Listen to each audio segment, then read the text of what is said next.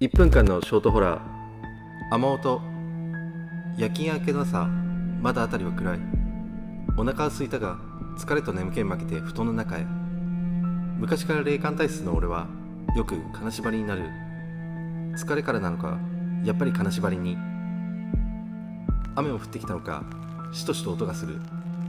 金縛りを解こうともがいていたら、雨音に混じってご飯よ。